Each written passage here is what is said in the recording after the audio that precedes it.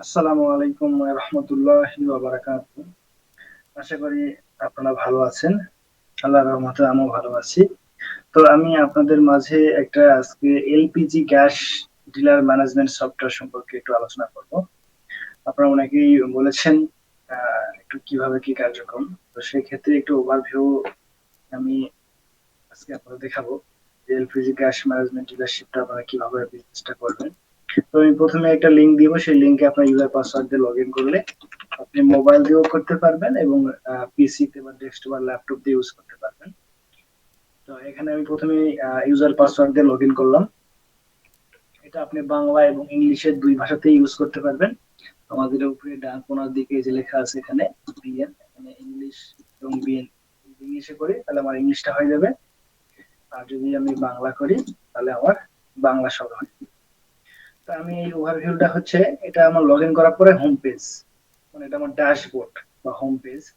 তো এখানে আমার এই বাম সাইডে কিছু মেনু আছে, আর এইটা হচ্ছে রিপোর্টের, মানে এটা আজকে দিনে কত বিক্রয় হয়েছে, কত ক্রয় হয়েছে, কত টাকা জমা আসছে, কত টাকা খরচ হয়েছে, ব্যাংকে কত টাকা আছে, ক্যাশে কত টাকা আছে, সেটা দেখার সামারি একটা। এখানে কোনো ক্লিক করলে কোনো কাজ হবে না, জাস্ট একটা সামারি সব শো করবে এখানে। আচ্ছা, এইখানে চারটা আমার শর্টকাট মেনু আছে। পোস্টিং, জমা, খরচ, ক্রয়, বিক্রয়, এটা চারটা পোস্টিং এর। আর এই তিনটা শর্টকাট, এইগুলো শর্টকাট, এগুলো সবগুলো ভিতরে আছে সবগুলোর। আর এখানে আমি শর্টকাট রেখে দিয়েছি যেগুলো আমার সচরাচর লাগে, সেটা আমি শর্টকাট করে রেখে দিয়েছি মেনু। দিনের বই আজকে কি কি লেনদেন হয়েছে দিনের বই দেখতে পারবো। অ্যাকাউন্ট লেজার বলতে একটা কাস্টমার বা সাপ্লায়ারের স্টেটমেন্ট বের করবো, সে কি লেনদেন করছে, তার কত টাকা বাকি আছে সেই স্টেটমেন্ট। আর স্টক রিপোর্ট বলতে স্টক রিপোর্ট, স্টকে কত টাকা মাল আছে, কি কোন প্রোডাক্ট কত কোয়ান্টিটিটা আছে সেটা দেখার জন্য। তো আশা করি এই ইন্টারফেসটা আপনারা বুঝতে পেরেছেন। তো আমি এই বাম মেনুতে ইন্টারফেস গুলো একটু বোঝানোর চেষ্টা করতেছি। মেনুগুলোর অ্যাকাউন্ট বিবরণীতে আপনার এখানে অ্যাকাউন্ট গ্রুপ তৈরি, অ্যাকাউন্ট লেজার তৈরি, সেলমান ক্রিয়েট এবং চার্ট অফ অ্যাকাউন্ট দেখার জন্য এটা ফুললি অ্যাকাউন্ট মেনটেন করে সফটওয়্যারটা করা হয়েছে। আপনাদের গ্যাস ডিলারশিপের আপনারা সবগুলোই ম্যানেজ করতে পারবেন। তো আমরা অ্যাকাউন্ট গ্রুপ বলতে সে আপনার যদি এই এলাকা ভিত্তিক থাকে, সে আমি কাস্টমার বা সাপ্লায়ার আমার এলাকা এলাকা ভাগ করবো, তো এই এলাকা বা গ্রুপ যাই যে ভাষায় নাই এরা করতে পারবেন, বা আপনি গ্রুপ ছাড়া করলেন কোনো সমস্যা নাই। পরবর্তী রিপোর্ট টানতে সে পরবর্তী রিপোর্ট সে আমি একটা এলাকা ভিত্তিক আমি কাস্টমার সার্চ করব, সেটা হচ্ছে গ্রুপ, মানে আমি ওই অমুক এলাকা বা অমুক বিভাগ, অমুক জেলা বা অমুক গ্রাম হিসাবে আমি সার্চ দিয়ে বের করব। সেক্ষেত্রে আপনার গ্রুপের প্রয়োজন পড়বে পরবর্তীতে। আচ্ছা, সাধারণত সবাই অ্যাকাউন্ট লেজার তৈরি করবে, মানে কাস্টমারদের বা সাপ্লায়ারদের লেজার তৈরি এই ক্রিয়েট করলে অ্যাকাউন্ট লেজার ক্রিয়েট মানে তৈরি করা। এখানে আমি তৈরি করে গেলাম নতুন যোগ করো।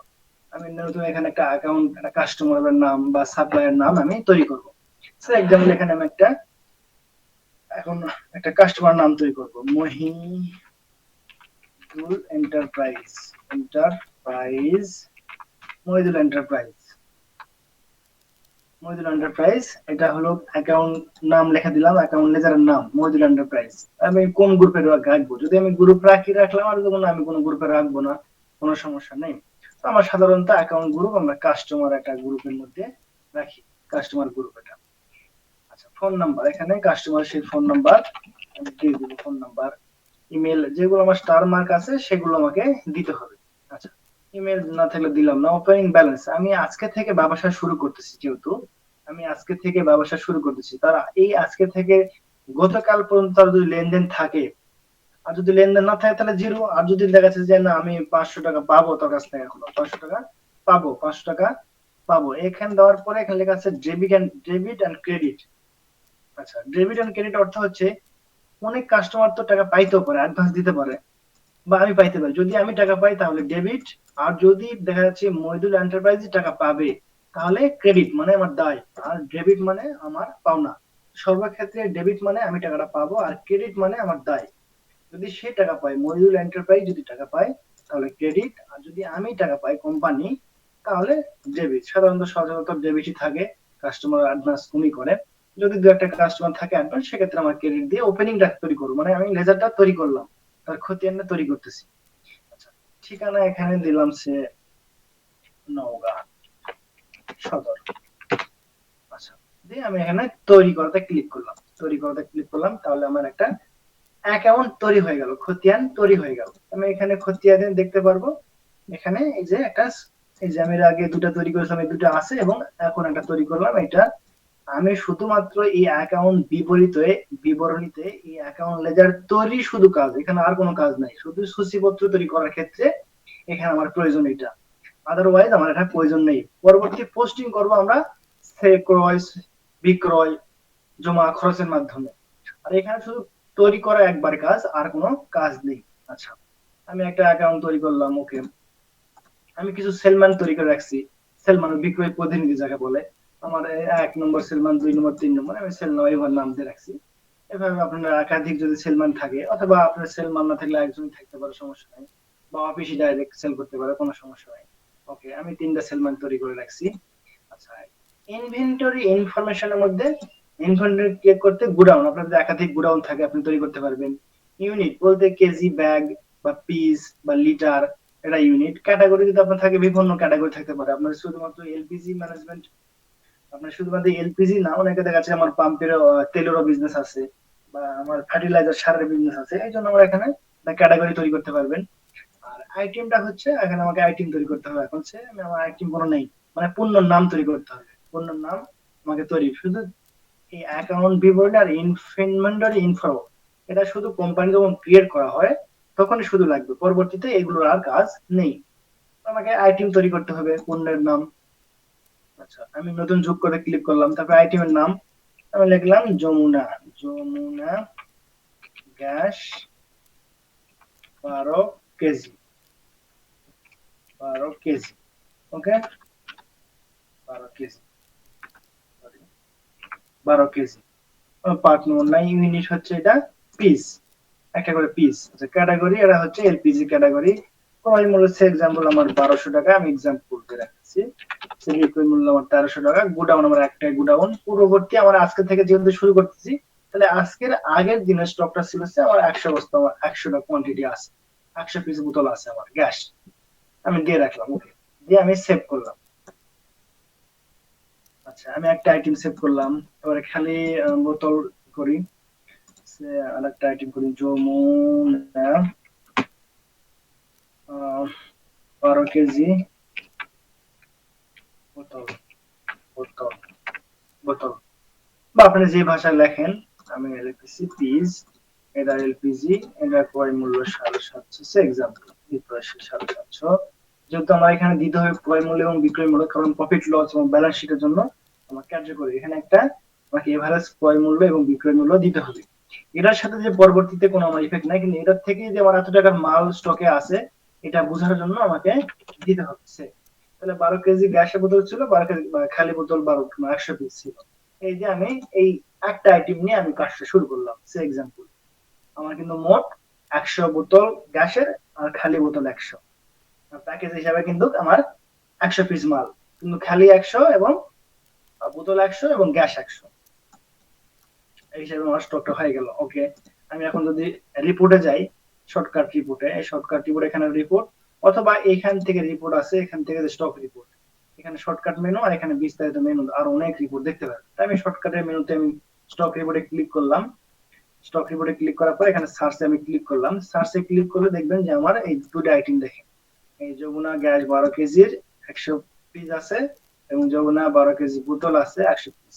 এটার দামে ক্রয় মূল্য হিসেবে এত টাকার মাল আছে, ক্রয় মূল্য হিসেবে আমার এত টাকা মাল আছে, ওকে।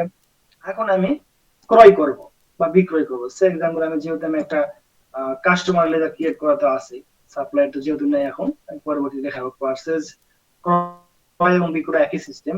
আচ্ছা, বিক্রয়টা আমি এখন দেখাই। প্রথমে আমি বিক্রয় দেখালাম, বিক্রয় শর্টকাটে মেনু এখানে আমি উপরে দেওয়া আছে, অথবা লেনদেন থেকে আপনি যে বিক্রয় ইউজ করুন একই অপশন আছে।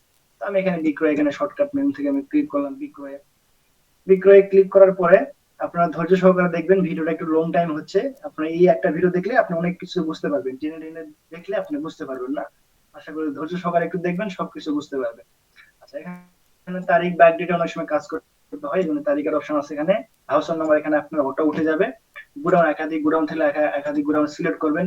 বিক্রয় প্রতিনিধি যদি একাধিক থাকে, সেই কোন বিক্রয়ের মাধ্যমে, মানে প্রতিনিধির মাধ্যমে বিক্রয় হচ্ছে সেটা সিলেক্ট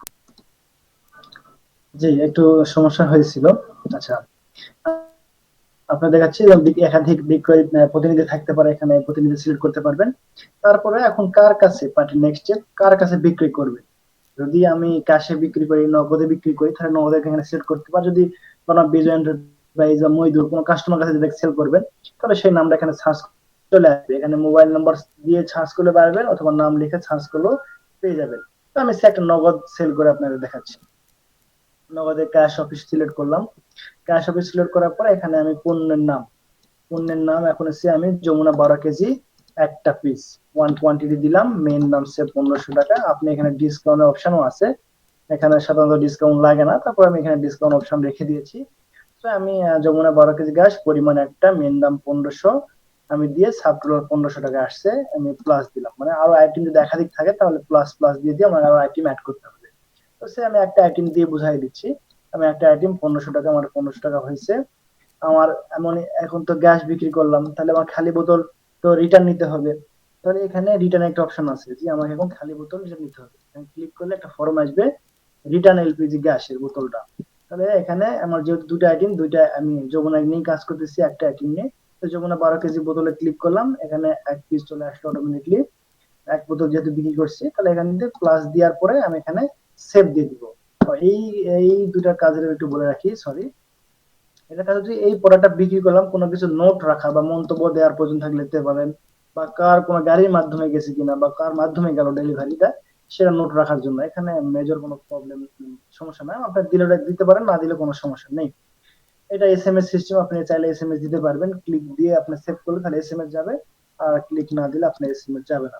এই ইনভয়েসের কি হয়েছে হিস্টরিটা এসএমএস দিতে পারবেন। আচ্ছা, আমি এটা সেভ করলাম। তাহলে এটা আমি সেভ করলে আপনি এখানে আমার সেভ হয়ে গেল। তাহলে আপনি এখানে স্টকে রিপোর্টে আপনি দেখতে পারবেন, স্টক রিপোর্টে আমার কত বস্তা ছিল, কত কোয়ান্টিটি ছিল, আমি এখন স্টক রিপোর্ট দেখতে পারবো। স্টক রিপোর্টে গেলাম, ক্লিক করলাম। আমি দুইটা সেল করেছি, মানে দুইটা ভাউচারে সেল করেছিলাম। যমুনা 12 কেজির 98, এবং যমুনা বা বোতল আছে 102টায় 200 টাকা। এটা আমার স্টকে হয়ে গেল। এখন আমার ক্যাশ বুক দেখবো, ক্যাশে হিট করলো কিনা, যেহেতু আমি নগদে বিক্রি করলাম। আমি এখানে অ্যাকাউন্ট লেজারে ক্লিক করলাম, অ্যাকাউন্ট লেজারে ক্লিক করার পরে অ্যাকাউন্ট লেজারে যদি ক্লিক করার পরে আমি ক্যাশ অফিস সিলেক্ট করার পরে আজকের দিনে আমি ক্লিক করলাম। আজকের দিনে ক্লিক করলে আমার এখানে ওপেনিং এ আমার ব্যালেন্স ছিল 100 টাকা। সেল করলাম যমুনা 12 কেজি এক পিস 1500 টাকা। মহিদুল এন্টারপ্রাইজ থেকে রিসিভ করেছিলাম, একটা ভাউচারে রিসিভ করেছিলাম 500 টাকা। এবং আবার পরবর্তী সেল করেছি একটা যমুনা গ্যাস এক পিস 1500 টাকা। এই মিলে আমার 3600 টাকা এখন ক্যাশে থাকবে। আমি কোনো খরচ টরচ কোনো কিছু করি না এখনো, বা গাড়ি ভাড়া খরচ থাকতে পারে, আপ্যায়ন খরচ, মোবাইল বিল, এগুলো খরচের খাতগুলা আমি পোস্টিং করি। আমি জাস্ট এখন সেলটা আপনাদের দেখাইলাম যে সেল করলে এবং আমার খালি বোতল কিভাবে জমা হয়। আমি অ্যাকাউন্ট বিবরণীতে কিভাবে খতিয়ান তৈরি করতে হয় কাস্টমারদের, সাপ্লাইদের, এবং পণ্যের নামগুলো আপনাদের একবার পণ্য, এগুলো একবার তৈরি করলে আর আপনার লাগবে না। আর প্রতিদিনের লেনদেনের কাজ হচ্ছে আপনার এই চারটা: জমা, খরচ, ক্রয়, বিক্রয়। এই চারটাই প্রতিদিনের লেনদেনের কাজ হবে। আর অনেক সময় স্টক আপনার এক্সচেঞ্জ থাকে, যে একটা বোতল যমুনা বোতল দিয়ে আপনি ওমেরা বোতল নেবেন, বা ওমেরা বোতল দিয়ে যমুনা নিচ্ছেন। তো সেক্ষেত্রে এই যে স্টক ট্রান্সপারেন্ট সিস্টেম আছে এবং অ্যাডজাস্টমেন্টের সিস্টেম আছে। আচ্ছা, আর রিপোর্ট আপনার দিনের কি কি কাজ হয়েছে আজকে দিনে, এই দিনের বইতে আপনার দিনের বইতে সব দেখতে পাবেন। দিনের বই আজকের দিনে আমার কি কি কার্যক্রম হয়েছে আপনি এখানে দেখতে পাচ্ছেন। ক্যাশ বুকটা আমি আপনাকে দেখাইলাম, বা আমি ব্যাক ডেট যে অমুক দিনের যে বুকটা দেখবো কি হয়েছে না হয়েছে, মানে যাবতীয় লেনদেনটা আমি দেখতে পারবো। তো একটা ভিডিওতে অনেকগুলাই হয়ে যাচ্ছে, আপনারা লং টাইম হয়ে যাচ্ছে। আচ্ছা, এই বিষয় নিয়ে আরো একটু ঘাটাঘাটি করলে বা আপনারা একটু প্রশ্ন করলে আমি আপনাদের সেই নেক্সট ভিডিও বানাই দিব আর কি, ইনশাআল্লাহ। আসসালামু আলাইকুম।